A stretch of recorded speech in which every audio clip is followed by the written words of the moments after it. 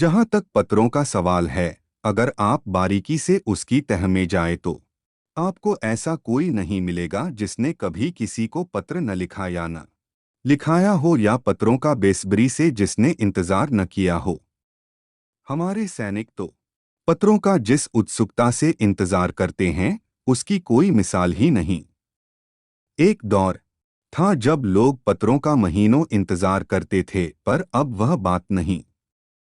परिवहन साधनों के विकास ने दूरी बहुत घटा दी है। पहले लोगों के लिए संचार का इकलौता साधन चिट्ठी ही थी, पर आज और भी साधन विकसित हो चुके हैं। आज देश में ऐसे लोगों की कमी नहीं है जो अपने पुरखों की चिट्ठियों को सहेज और संजोकर विरासत के रूप में रखे हुए हों, या फिर बड़े बड़े लेखक, पत्रकारों, उद्यमी, कवि, प्रशासक, सन्यासी या किसान, इनकी पत्र रचनाएं अपने आप में अनुसंधान का विषय हैं। अगर आज जैसे संचार साधन होते तो पंडित नेहरू अपनी पुत्री इंदिरा गांधी को फोन करते, पर तब पिता के पत्र पुत्री के नाम नहीं लिखे जाते जो देश के करोड़ों लोगों को प्रेरणा देते हैं। पत्रों को तो आप सहेज कर रख लेते हैं, पर एसएमएस संदेशों को आप जल्दी ही भूल जाते हैं। कितने संदेशों को आप सहेज कर रख सकते हैं? तमाम महान हस्तियों की तो सबसे बड़ी यादगार या धरोहर उनके द्वारा लिखे गए पत्र ही हैं। भारत में इस श्रेणी में राष्ट्रपिता महात्मा गांधी को सबसे आगे रखा जा सकता है। दुनिया के तमाम संग्रहालय जानी मानी हस्तियों के पत्रों का अनूठा संकलन भी हैं। इन पत्रों ने साबित किया कि यह संग्राम कितनी जमीनी मजबूती लिए हुए था। महात्मा गांधी के पास दुनिया भर से तमाम पत्र केवल महात्मा गांधी इंडिया लिखे आते थे, और वे जहां भी रहते थे वहां तक पहुंच जाते थे। आजादी के आंदोलन की कई अन्य दिग्गज हस्तियों के साथ भी ऐसा ही था। गांधी जी के पास देश दुनिया से बड़ी संख्या में पत्र पहुंचते थे, पर पत्रों का जवाब देने के मामले में उनका कोई जोड़ नहीं था। कहा जाता है कि जैसे ही उन्हें पत्र मिलता था, उसी समय वे उसका जवाब भी लिख देते थे। अपने हाथों से ही ज्यादातर पत्रों का जवाब देते थे। जब लिखते लिखते उनका दाहिना हाथ दर्द करने लगता था तो वे बाएं हाथ से लिखने में जुट जाते थे।